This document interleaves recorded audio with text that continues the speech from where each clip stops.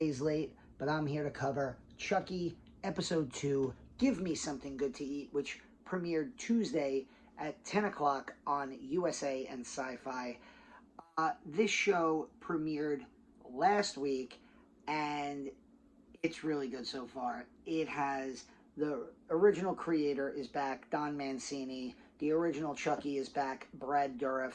And so far, 2 episodes in, I have to say it's pretty much everything I would have wanted from an updated Chucky series. Before I get into the review, do you like interviews? Because we have some great interviews up on our channel. Pete got to talk to Joe R. Lansdale, epic author. We both got to talk to his son Keith Lansdale, co-writer of The Pale Door on Shudder right now, as well as Christmas with the Dead. Got to interview Max Booth III, the writer of both the novella and film We Need to Do Something. We interviewed Josh Malerman of Bird Box. He has a new book out called Pearl. And I have an interview with Sandy King Carpenter of Storm King Comics, John Carpenter's wife. I got to sit down with her at New York Comic Con. Coming up tomorrow, we're going to have another great interview with David Weiner, the director of In Search of Darkness, Parts 1, 2, and soon to be Part 3. So if you like interviews, subscribe to the Lassercast, because we are getting some great guests, especially this time of year. We're also covering the Halloween franchise this October. We have reviews of Halloween 2 up on the channel. Charlotte and I did a short review of Halloween Kills, and we have plenty more where that comes from. So let's talk not about Halloween or interviews. Let's talk about Chucky, Episode 2. This was written by Harley Payton and the man himself, Don Mancini, and it was directed by Dermot Downs. This episode picks up where the first one left off, where you have Jake, played by Zackary Arthur. He knows Chucky is alive. He knows Chucky killed his dad. He's willing to kind of play along with Chucky because Chucky, he didn't like his dad. His dad was an abusive drunk. Live with his uncle and his aunt and his cousin in this mansion. So he looks at Chucky as a glass half full type of situation. That kind of starts to change in this episode a little bit because Chucky basically sees him as a partner, and he wants Jake to start helping with the killing, and Jake's not kind of ready for that. A few things I loved about this episode right off the bat. There are at least 2 definitive homages to the original Halloween 2 from 1981, which Charlotte and I covered for this channel.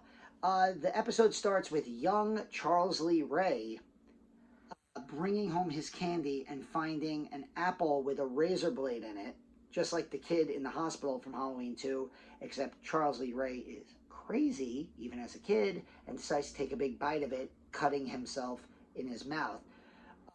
That would come back later in the episode when Chucky gives an apple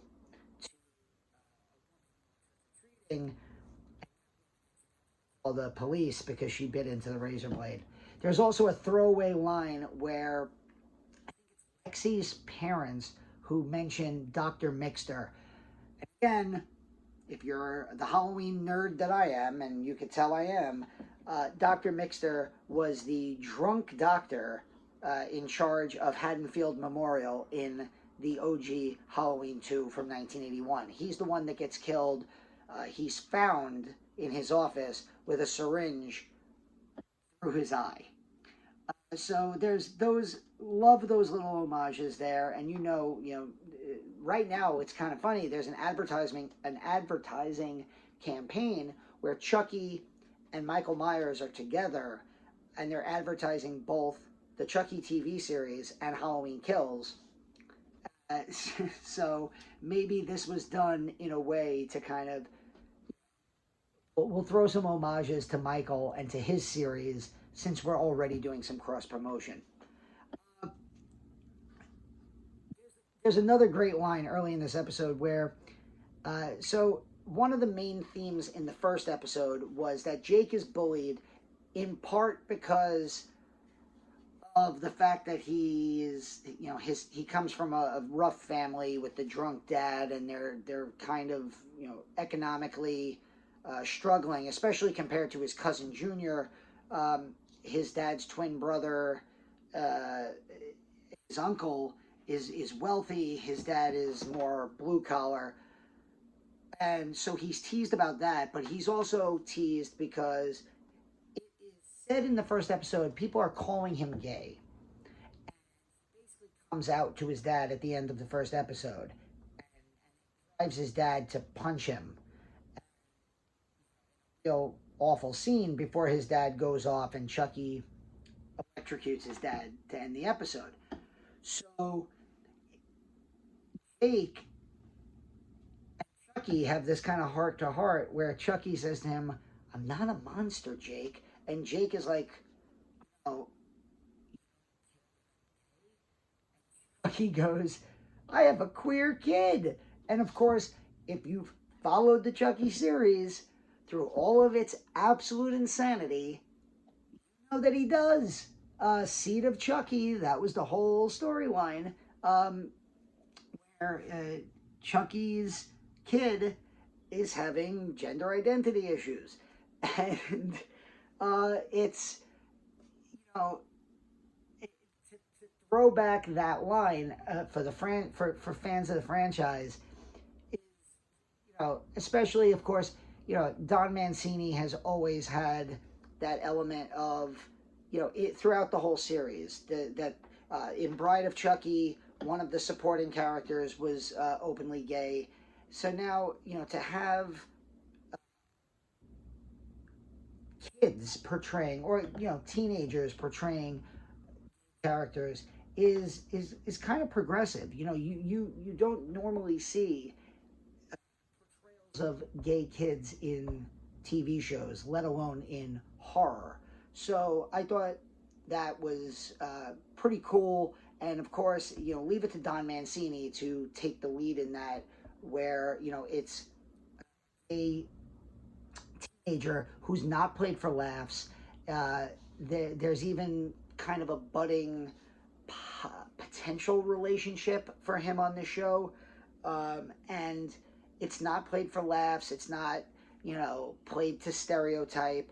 It's just there, like right there on the surface. And it's a really interesting aspect of this show that I like. And then we have Lexi. Lexi is just the worst, bitchiest. Like, you couldn't write her in a way to make her less.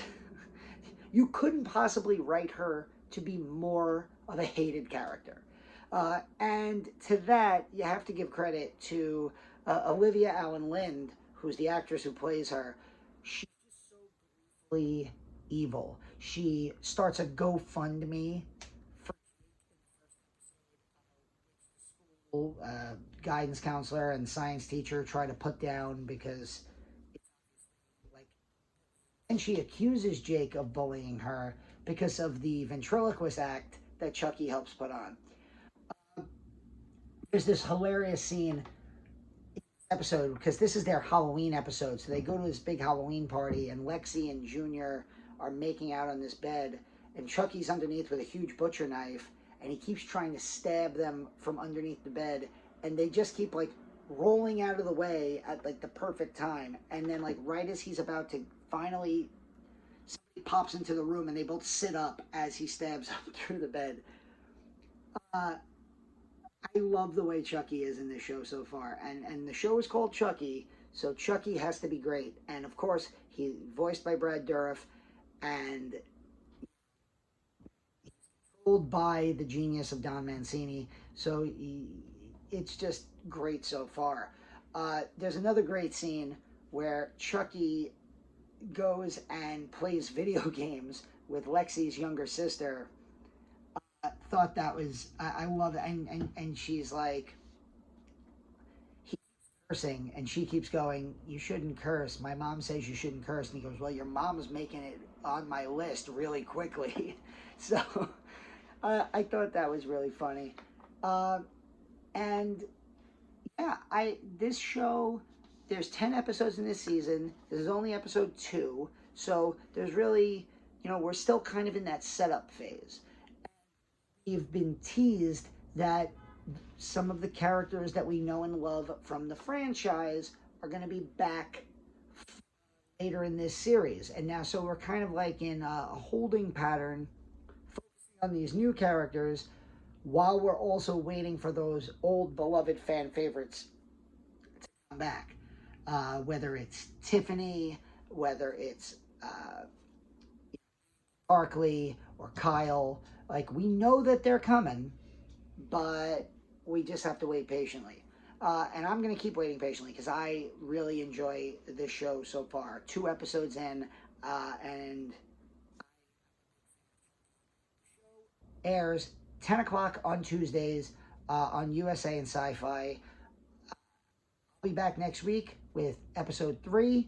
And until then, like the video, subscribe to the Lassercast, leave a comment, let us know what you thought about Chucky, and we will see you very soon.